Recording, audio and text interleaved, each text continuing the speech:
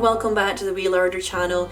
Today I'm going to be making a delicious apple, blackberry and blueberry tart, and it's such a delicious warming dessert to have with ice cream, double cream, or even a little bit of custard, and it's just a really nice family pudding. So I actually originally planned to use bilberries in this recipe, so it was going to be a blackberry, apple and bilberry tart, but when I went to forage the bilberries, I'd actually just missed the season by a few weeks, so there was no bilberries left in the forest, so nature had got there before me, so I had to use blueberries instead. But if you are in bilberry season when you're watching this video and you do have some nearby, then please feel free to use bilberries instead, because it works really well with bilberries, and they're one of my favorite foraged berries as well. They are so nutritious and they're just a really nice berry to forage for. So I would actually recommend using the pastry recipe in this video, but you can also use shop bought pre-made short crust pastry, and it does work just as well. But I always find that when you go to that little bit of extra effort and make your own pastry, it does make your tart or pie, whatever you're making, does make it taste that little bit better, and I really enjoy making my own pastry as well. And this is such an easy pastry to make. It's a really nice pastry to mold in your hands, and it rolls well, it just holds together well for cooking, so I would recommend giving it a try if you can. So let's get started on this recipe, guys. It's super easy as usual, and there's no super complicated instructions, but if you have any questions, please feel free to drop me a line in the comments below. So for this recipe, you're going to need 350 grams of self-raising flour, half a teaspoon of baking powder, 175 grams of lard, pinch of salt, 150 grams of blackberries, 150 grams of apples, and they're chopped quite small as well, 50 grams of bilberries or blueberries, 100 grams of soft brown sugar, 1 teaspoon of vanilla extract, milk for brushing over the pastry, and caster sugar for sprinkling on top before baking. So we're just going to start by adding all our flour into our mixing bowl. Now I like to sieve my flour as well, and this just helps to get any lumps out. It is a little bit of extra effort, but it is worth it. And we're just going to add all the flour into there and just tap the sieve and use the spoon to get it all sieved into the mixing bowl.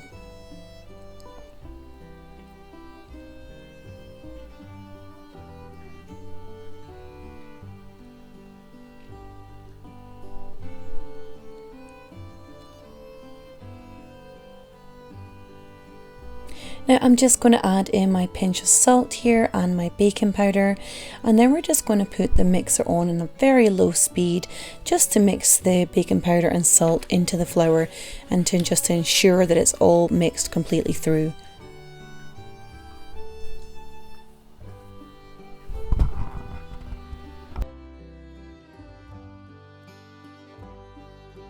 So we're just going to add our lard into our flour now, and our lard is at room temperature as well, and this is just to help the dough form a little bit easier. And we're just going to start it off on a really low speed just to get it mixing through, and we're going to add in a little bit of cold water into this as well. Now there's no specific quantity, it really just does depend on your flour, but I've added in about 2 to 3 tablespoons in total, so it really is not a lot of water at all, and this is just to help the dough form. And you can see how much I've added here, and it really was just a very small amount, and that is my dough forming nicely. So we've just increased the speed so that the dough forms. And once it's ready, you just want to take it out and remove it from the mixer completely, and we're just going to form a very loose ball onto a plate here. Now I just love the texture of this dough. It is like Play-Doh, and it's really nice to work with, so it is worth the little extra effort to make your own pastry for this tart. It just works really well. Now, as I said before, you can use shop-bought pastry for this recipe.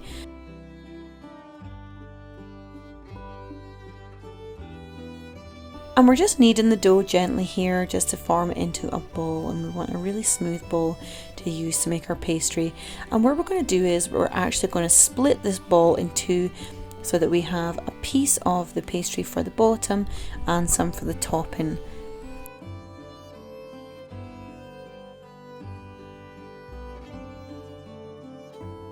And I'm just adding some flour onto my rolling surface here, and I'm just using a chopping board. And just make sure you coat your rolling pin in enough flour as well, just to ensure that the dough doesn't stick on the surface or on your rolling pin.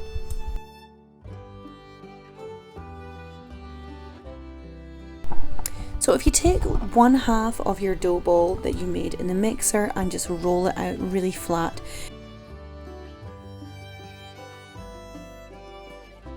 So we're just rolling it out flat enough so that we can fit it into the tart dish and up the sides of the dish as well. And I just use the dish here just to ensure that I get the dough rolled out far enough. Now, I am no pastry chef and I do things pretty rustic around here, so it's not perfect, but hey. So just pat the dough into your tart tin and just seal over any cracks as well, because you want it to be completely sealed, and just fold over the edges any excess pieces as well. And you can just cut those off once the pastry is baked. I like to leave them on until it's baked. I just find it helps to keep the shape.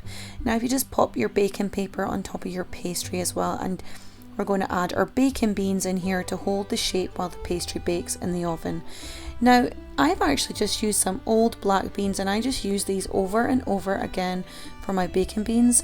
You can buy specific baking beans in cooking shops, but I just use some beans, or some old beans that I had in the cupboard, and I've got some black beans and some other old beans in there as well, and I just reuse them over and over again.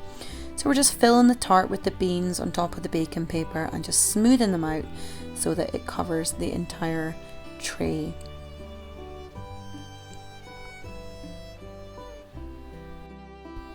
So we're now going to bake our tart for 20 minutes at 180.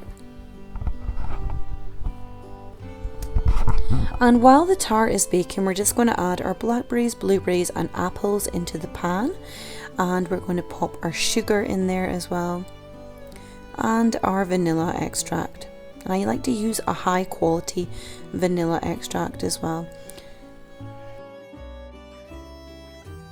And we're just going to melt the sugar down into the pan, and this is going to create a real jammy consistency with all the fruit, and some water will come out of the fruit as well, but that's okay. You can see here there's quite a bit of liquid there, and that's just come out of the fruit. And that's okay because that's going to create our jammy consistency. So if you keep that simmering on medium heat for about 15 minutes until the fruit is completely soft, and then we're just going to mash through gently just to smooth it. I don't bother pureeing it because I like to keep a little bit of texture in the tart, and you can see a jammy consistency is starting to form here. So once the fruit is really soft and you've mashed it through, you want to leave it to cool slightly before the next stage.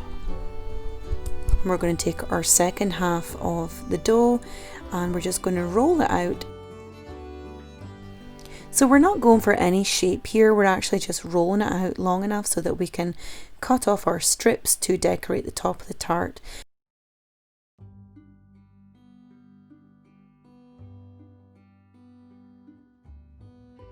And you can see the consistency of the filling here as well. It still looks quite watery, but it will thicken up in the oven. So that's my tart out of the oven now, and I am just taking all the beans out, you can see in the background here, and I'm pouring them into the glass jar at the back.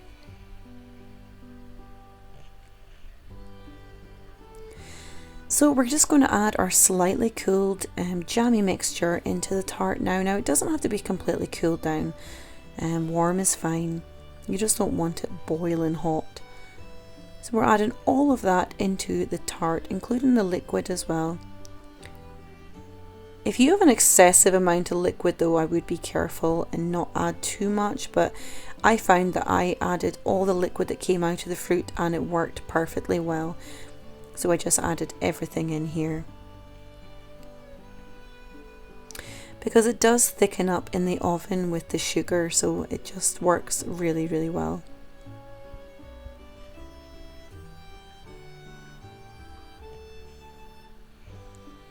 So we're now going to work on the topping of our tart. So we're just going to start by cutting out some really thin strips from our pastry, and I've said this before, but this pastry is just so good to work with. It's a really, really nice pastry. It's such a good texture, just holds its shape well, and it's really elasticy.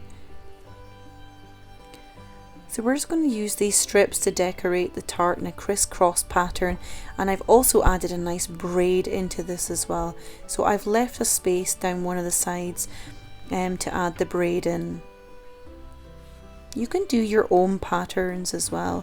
You don't have to do crisscross. You could do a completely flat topping with some holes in it, but I like the crisscross because it gives the nice colour comes through, and you can really see the texture underneath of the tart, and it's just really, really pretty.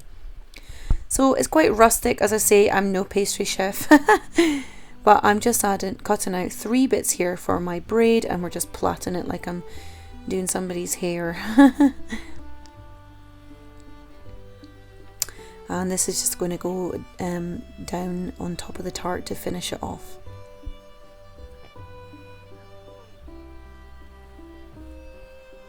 So for the next bit, it would be handy to have a pastry brush to add on the milk onto the pastry. I could not find mine. I have no idea where it's gone. So I'm just adding the milk on with my fingers on top of the pastry.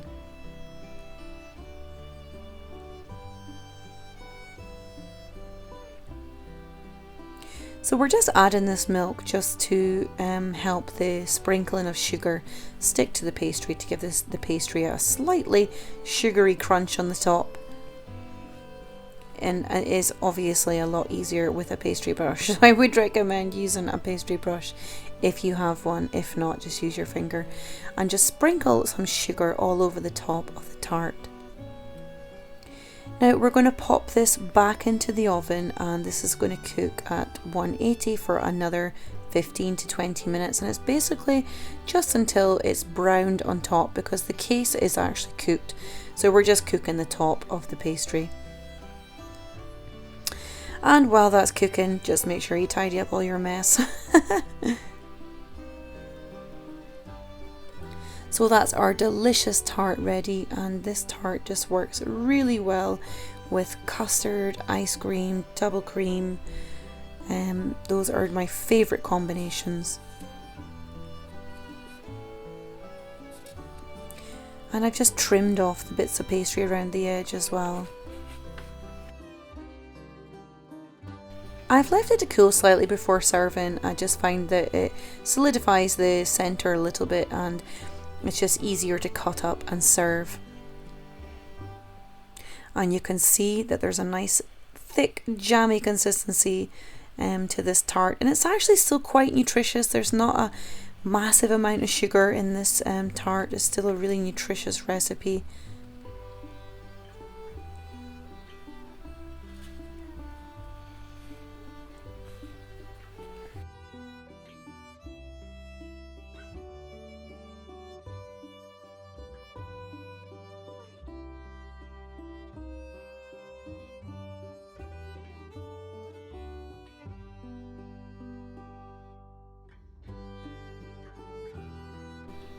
And I'm adding a good lashing of double cream here to enjoy this.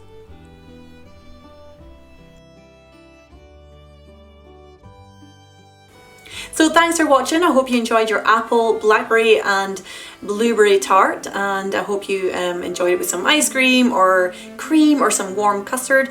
And please feel free to send me a picture to my Instagram or tag me in a picture in Instagram, and I'll share it on my stories. I'd love to see your tart creations and how you made this recipe. And if you enjoyed this recipe, please feel free to click subscribe, and if you click the little bell next to it, you'll be notified of my new videos coming out, and I have loads of delicious things coming out this autumn. And I'm also creating my free cookbook as well, and I'm almost halfway through just now, and I'm kind of keeping everybody updated, and it's going to be completely free, so I will be keeping you posted on that in my videos as well, and you can grab a copy when it comes out. So take care, and I will see you guys again soon. Lots of love. Bye!